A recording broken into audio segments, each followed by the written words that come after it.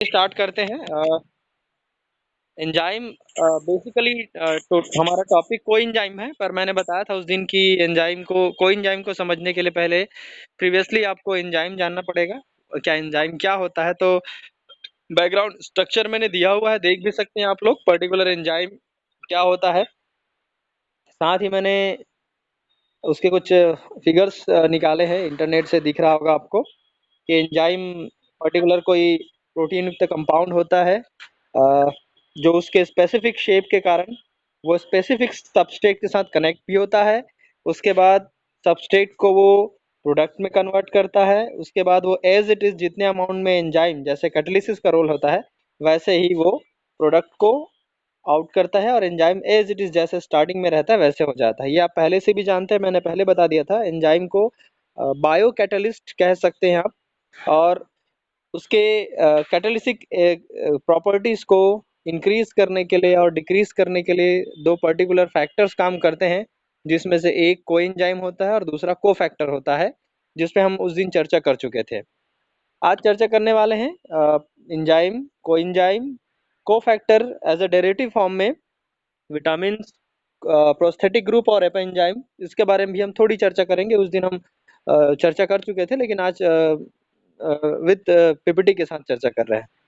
Enzyme के बारे में आप जानते हैं, an enzyme is a biological catalyst and it's almost always a protein. It speed up the rate of specific chemical reaction in the cell. The enzyme is not destroyed during the reaction and use over and over. इसका मतलब आप जान चुके होंगे कि enzyme जो है destroyed नहीं होता और इसे आप पर्टिकुलर कंटिन्यू लगातार जो है यूज कर सकते हैं। ये पर्टिकुलर केमिकल रिएक्शन को उसके रेट ऑफ रिएक्शन को चेंज करता है, डिक्रीज भी कर सकता है और इंक्रीज भी कर सकता है। अब इसमें दो पॉइंट्स आए थे जो आपने देखा होगा, कोएंजाइम और कोफैक्टर। तो मैंने आपको बताया था कि एंजाइम का जो कंबाइंड फॉर्म होता है जिसको होलो एंजाइम कहा जाता है, तो होलो एंजाइम के दो पार्ट्स होते हैं, प्रोटीन और नॉन प्रोटीन। तो जो प्रोटीन पार्ट होता है उसके अलावा जो नॉन प्रोटीन पार्ट होता है वो कहलाता है आपका कोफैक्टर। हालांकि मैंने आपको ये भी बताया था कि कोएंजाइम भी नॉन प्रोटीन ही होता है, लेकिन वो नॉन प्रोटीन मतलब ये होगा कि वो प्रोटीन के साथ जुड़ा महत्वपूर्ण ग्रुप रहता है जो प्रोटीन फॉर्म में नहीं रहता है।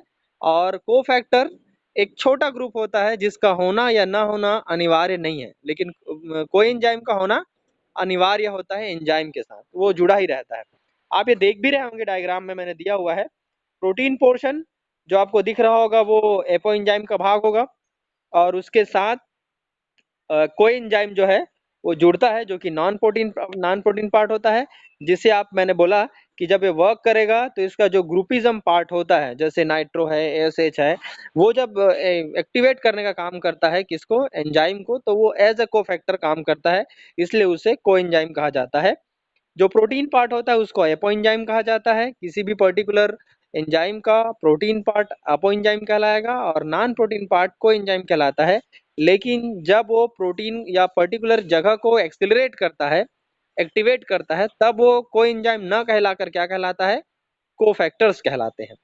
कई बार कोफैक्टर प्रोटीन के साथ जुड़ा हुआ ना होकर अलग भी हो सकता है।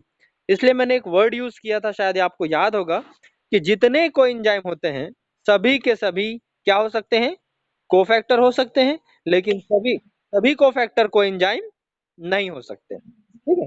पर्टिकुलर हर एंजाइम के लिए एक कंफर्म्ड कोएंजाइम होता है जो उसे एक्सेलरेट करने का काम करता है, लेकिन पर्टिकुलर हर एंजाइम के लिए कोई कोफैक्टर डिजाइन नहीं किया गया, वो स्पेसिफिक जगह के हिसाब से जुड़ता है। लेकिन जब वो कोएंजाइम एक्टिवेट करने का काम करेगा तो वो कोफैक्टर कहलाएगा, जिसे आप हिंदी में उत्साहक या क्या कहते हैं, वर्धक कहते हैं। क्लियर? नेक्स्ट इसे हेल्पर मॉलिक्यूल भी आप कह सकते हैं, जैसे मैंने इंडिकेट किया हुआ है, आप डायग्राम में देख सकते हैं। इसे हेल्पर मॉलिक्यूल कहते हैं कोफैक्टर को। एंजाइम कोफैक्टर्स के कुछ एग्जांपल मैंने दिए हुए हैं, इसमें देख सकते हो कि उसका एंजाइम क्या होता है, उसका एक्टिव साइट क्या होगा, क्या होता है, पर्टिकुलर एक एंजाइम कैसे काम करेगा, इसका मैंने एक एग्जांपल भी दिया हुआ है। जैसे आपको बताया था कि किसी भी एंजाइम को एक्सेलरेट करने के लिए कोफैक्टर की जरूरत पड़ती है। कोफैक्टर हमेशा से एक नॉन प्रोटीन पार्ट होता है जो कि एंजाइम के साथ जुड़ता भी है। जैसे मैंने एग्जांपल दिया हुआ है कि ऑर्गेनिक मॉलिक्यूल आपका कोएंजाइम होगा, लेकिन जो कोफैक्टर होता है मैक्सिमम टाइम वो इनऑर्गेनिक फैक्टर होता है, जैसे मैंने एग्जांपल के फॉर्म में दिया हुआ है। ये देख सकते हैं आप, कैल्शियम और जिंक Zn2+ जो है वो इनऑर्गेनिक आयन के फॉर्म में रहता है। यही मान के चल सकते हैं कि जब ये एक्सेलरेट करने के लिए जुड़ेगा तो इसके साथ कनेक्ट होगा। दूसरा ये कि कोफैक्टर कोएंजाइम जो रहता है वो लूजली बाइंडेड रहता है। किसके साथ लूजली बाइंडेड रहेगा? कोएंजाइम के साथ। लेकिन लेकिन जब वो कोफैक्टर की तरह एक्सेलरेट करने का काम करता है तो वो टाइटली बॉन्डेड कहलाएगा। जब वो टाइटली बॉन्डेड रहता है तब वो उसे प्रोस्थेटिक ग्रुप कहते हैं। ये आपको हमेशा याद रखना पड़ेगा। तब वो क्या काम कराएगा कहलाएगा? जो भी पर्टिकुलर एरिया जो एंजाइम के साथ टाइटली बॉन्डेड रहेगा, पर्टिकुलर खांचे में बनता है, वो कहलाता है आपका प्रोस्थेटिक ग्रुप। और जो लूजली बाइंडेड होगा वो कहलाएगा आपका कोएंजाइम कहलाएगा। जैसे देख लीजिए, ये आपका एंजाइम है और इस एंजाइम के साथ जो जुड़ा हुआ है वो कौन है? Prosthetic group. तो प्रोस्थेटिक ग्रुप का बॉन्ड हमेशा कैसा रहेगा? स्ट्रॉन्ग रहेगा हमेशा। किसके साथ? एंजाइम के साथ। ठीक है। अब दूसरा आता है एक्टिव साइट में ही, जब वो कोएंजाइम जुड़ेगा और उसकी बाइंड एंजाइम के साथ कैसा रहेगा? लूज रहता है, तो वो क्या कहलाएगा आपका? कोएंजाइम कहलाएगा।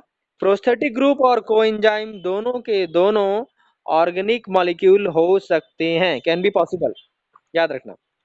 जैसे इसमें एग्जांपल दिया गया है फ्लेवो फ्लेवोबिन के रूप में एग्जांपल दिया गया है, जो एक एंजाइम है जहाँ पे FAD है, वो क्या काम कहलाएगा?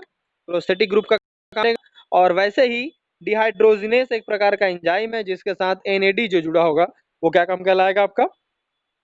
कोएंजाइम कहलाएगा। ये याद रखना। ठीक। Okay okay. नेक्स्ट आता है आपका कोएंजाइम वर्सेस एंजाइम। आप देख सकते हैं क्या एंजाइम क्या होता है और कोएंजाइम क्या होता है। ये पूरा कंपैरेटिव, मैं वैसे आप लोग को ये PPT भी शेयर कर दूंगा, ग्रुप में देख लीजिएगा। पर फिलहाल अभी ये 5 या 7 पॉइंट में स्पेसिफिक दिया गया है कि enzyme substance produced by living organism to act as the biological catalysis to bring about a specific biochemical reaction। ये हमेशा से एक पर्टिकुलर स्पेसिफिक केमिकल रिएक्शन के लिए एक एंजाइम को डिजाइन किया जाता है या एक एंजाइम होता है हमेशा से। और कोई एंजाइम एंजाइम प्रोटीन प्रोटीन भाग होगा। कोई एंजाइम हमेशा एक नॉन प्रोटीन बायोमोलिक्यूल हो सकता है जो ऑर्गेनिक हो सकता है, याद रखना। ठीक है। जो कि पर्टिकुलर किसी एंजाइम के साथ जुड़ता है। दूसरा, एंजाइम हमेशा से लार्ज मॉलिक्यूल मिलेगा आपको देखने को। कोएंजाइम बेसिकली बहुत छोटा मॉलिक्यूल, इसका जो मॉलिक्यूलर वेट है बहुत ज्यादा ना होकर छोटे रूप में रहता है। एंजाइम जो है वो एक प्रकार का ग्लोबुलर प्रोटीन रहता है और ये नॉर्मली ऑर्गेनिक मॉलिक्यूल्स होता है। ये हमेशा से ये बायोलॉजिकल कैटालिसिस काम करता है। ये एक्टिव साइट के साथ जुड़ता है और एंजाइम को एक्टिवेट करने का काम करता है, याद रखना। ठीक है। टाइटली बॉन्डेड होने पे वो क्या काम कहलाएगा? प्रोस्थेटिक ग्रुप कहलाएगा। और वही हिस्सा बाद में क्या कहलाता है? कोफैक्टर भी कहलाता है। अगर प्रोस्थेटिक ग्रुप में कोई आयन जुड़ जाएगा, याद रखना, जैसे कैल्शियम 2+ वगैरह या ये जो भी है, तब वो क्या काम कहलाएगा? कोफैक्टर कहलाएगा। जैसे एक छोटा एग्जांपल आपको बताता हूँ मैं। कोबाल्ट B12 आपने देखा होगा, B12 कॉम्प्लेक्स, उसमें कैल्शियम जो है वो उसके लिए क्या काम कहलाएगा? कोफैक्टर कहलाएगा। समझ में आया क्या बोला मैंने? कोबाल्ट B12 में कैल्शियम क्या काम करेगा? एक्सेलरेट करने का काम करेगा। हालांकि कोबाल्ट B12 जो है अपने आप में कंप्लीट कोएंजाइम है। क्या बोला, समझ में आया आपको? कोबाल्ट B12 अपने आप में कोएंजाइम है कंप्लीट, लेकिन अगर कैल्शियम को रिमूव कर दोगे तो उसमें एक्सेलरेशन का गुण नहीं आएगा। कैल्शियम के हट जाने से मात्र, कैल्शियम बोलता हूँ जी, कोबाल्ट, सॉरी बार बार आ रहा था। कोबाल्ट के हट जाने मात्र से उसकी एक्टिवेटिंग प्रॉपर्टी कम हो जाएगी। तो अगर कोबाल्ट उसके साथ अटैच्ड है तो वो एक कोफैक्टर के फॉर्म में रहता है और पूरा बायोमोलिक्यूल एक साथ क्या कहलाएगा आपका? कोएंजाइम कहलाएगा। ये याद रखना।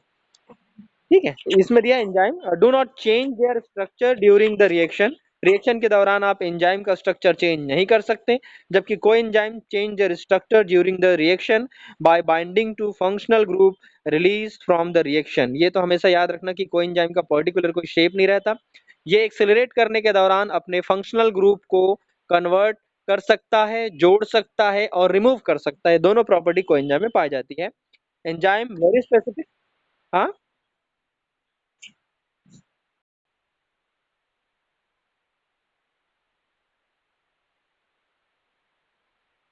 जैसे आपने cobalt B12, sorry, vitamin B12 देखा है आपने? विटामिन B12 के चारों तरफ अराउंड में आपको क्या मिलेगा? बायोमोलिक्यूल मिलेगा। ठीक है। अब उस बायोमोलिक्यूल के बीचों बीच में कौन रहता है कॉम्प्लेक्स के फॉर्म में? कोबाल्ट। ठीक है। तो कोबाल्ट के कारण वो टोटल ग्रुप जो है वो एक्सेलरेशन का प्रॉपर्टी आएगा। किसके बगैर उसमें एक्सेलरेशन की प्रॉपर्टी नहीं आएगी? बगैर कोबाल्ट के। तो कोबाल्ट को आप छोड़ दोगे, आप वहां से हटा दोगे, तो उसमें कोफैक्टर की प्रॉपर्टी नहीं रहेगी। मतलब एंजाइम को एक्सेलरेट करने की प्रॉपर्टी उसमें नहीं आएगी। तो जो आयन पार्ट जो जुड़ा है, जो आयन पार्ट जुड़ा हुआ है, जो इनऑर्गेनिक है, वो क्या कहलाएगा आपका?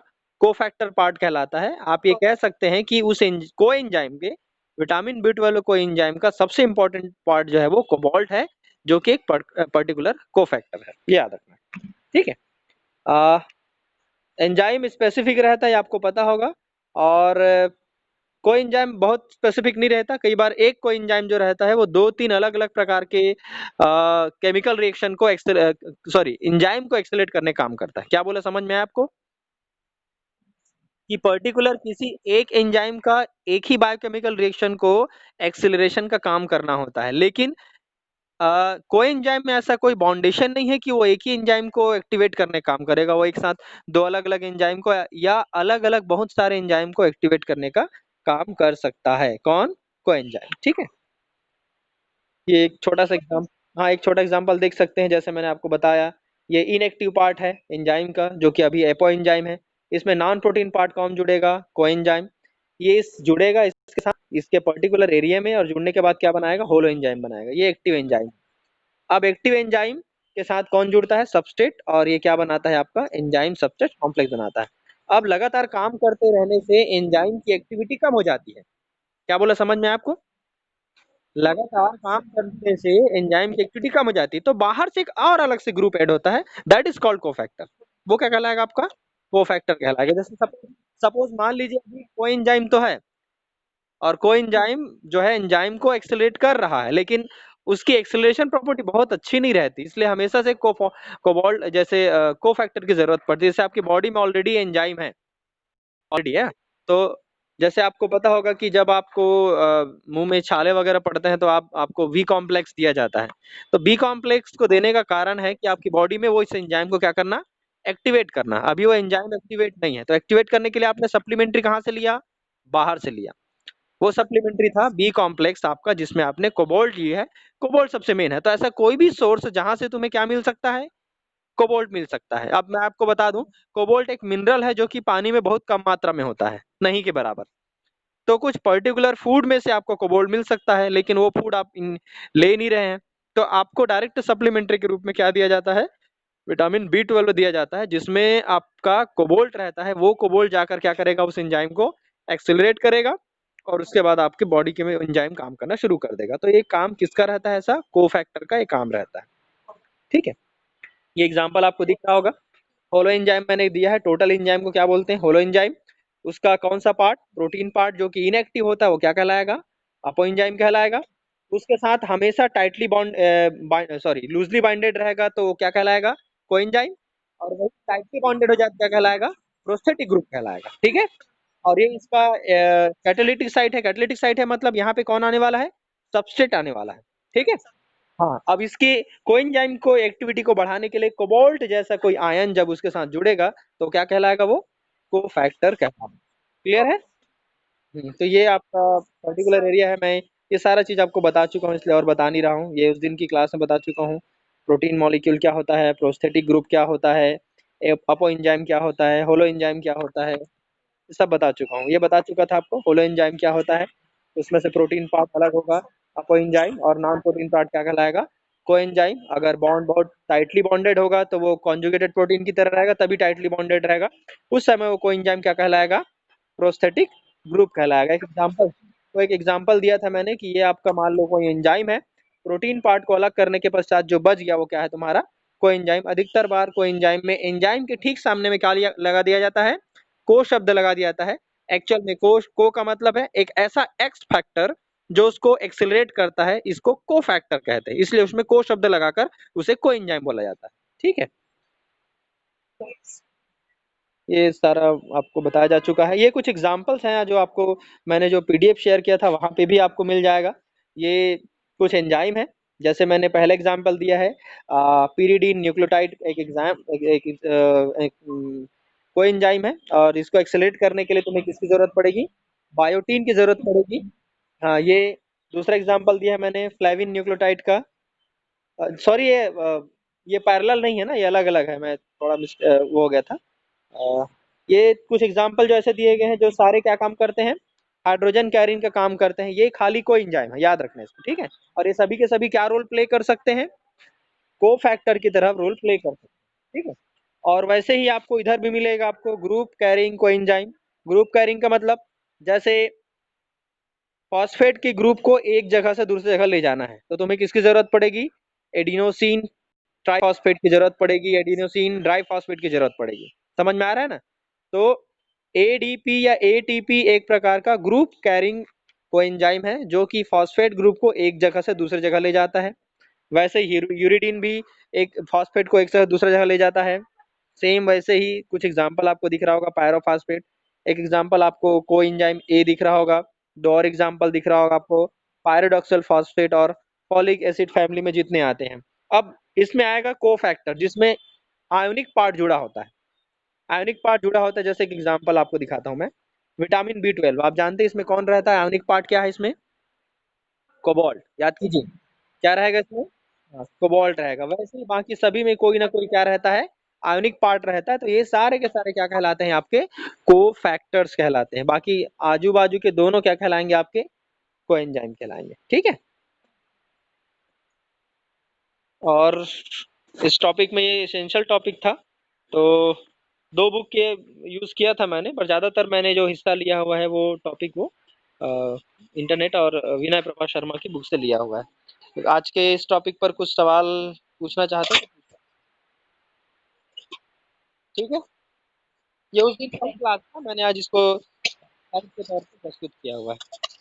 तो पूछना चाहे तो पूछ सकते हैं, अपने आप को अनम्यूट कर लें, ठीक है। तो पूछना है? मैथ वाले कुछ है डाउट्स? चलो, कल हम लोग कोएंजाइम में पढ़ेंगे, या अभी समय है क्या अपने पास? कितना समय है? चलिए मैं सेकंड टॉपिक भी कर देता हूँ आपका। ये इसको यहीं पे